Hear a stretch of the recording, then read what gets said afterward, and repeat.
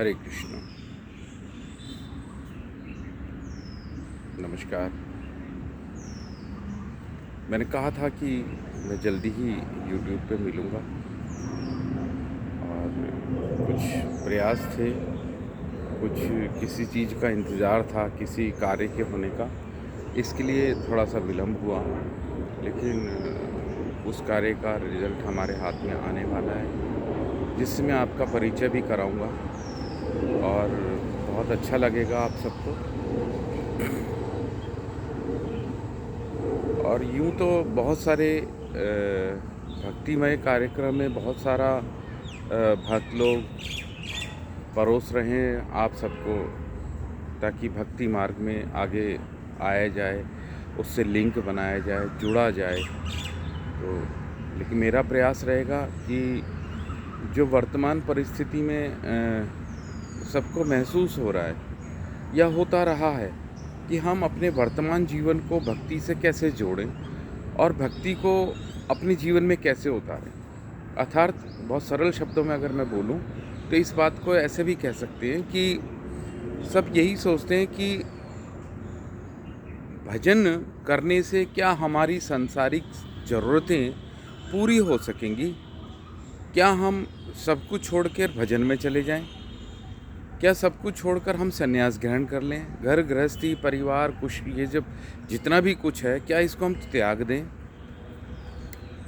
तो बात वो नहीं है कि इन सबको त्याग दें। तो मेरा तात्पर्य है कि मैं आपके समक्ष कुछ ऐसे ही तथ्यों को लेकर उपस्थित होऊंगा कि जिससे हमारी वर्तमान परिस्थितियां, वर्तमान परेशानियां, वर्तमान उलझनें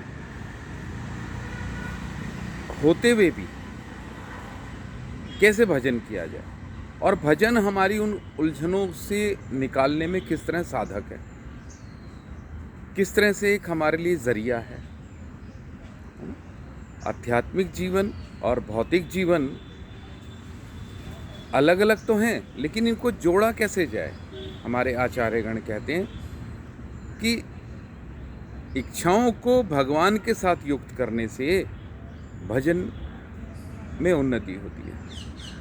हमारी ज़रूरतें, हमारी इच्छाएं, हमारी जितनी कामनाएं हैं उनको हमें भजन के साथ जोड़ना है, भजन के साथ युक्त करना है। अर्थात भजन को उन कामनाओं के साथ युक्त करना है। तो देखिएगा कि किस तरह से हम किस चीज़ को, किस परिस्थिति को कैसे हम जीत पाते हैं और कैसे परेशानियों से हम निकल पाएंगे, परेशानियां हमारी कैसे सुलझ जाएंगी। तो उसमें परेशानी बहुत सारी है। मनुष्य जीवन है तो परेशानियों का भी भंडार है, कई तरह की हैं। सामाजिक हैं, पारिवारिक हैं, राजनीतिक हैं, व्यक्तिगत हैं, पर्सनल भी बहुत सारी परेशानियाँ हैं। पारिवारिक से हटकर भी पर्सनल बहुत सारी परेशानियाँ हैं कि उसमें भजन बाधक, भजन में हम उतर नहीं पाते।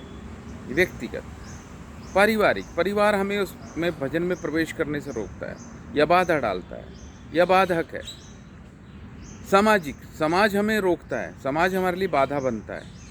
कुछ राजनीतिक स्तर है कि जो हमें भजन में प्रवेश करने से रोकता है। तो हम आने वाली वीडियोस में सिस्टमेटिक क्रम से इन्हीं तथ्यों पर, इन्हीं सोच पर, इन्हीं विचारों पर हम चर्चा करेंगे और उन चर्चाओं में सिर्फ चर्चा ही नहीं करेंगे, भक्ति को कैसे उन चीज़ों से जोड़ कर देखा जाए, कैसे युक्त करा जाए, कैसे हम उसमें प्रवेश कर पाएँ।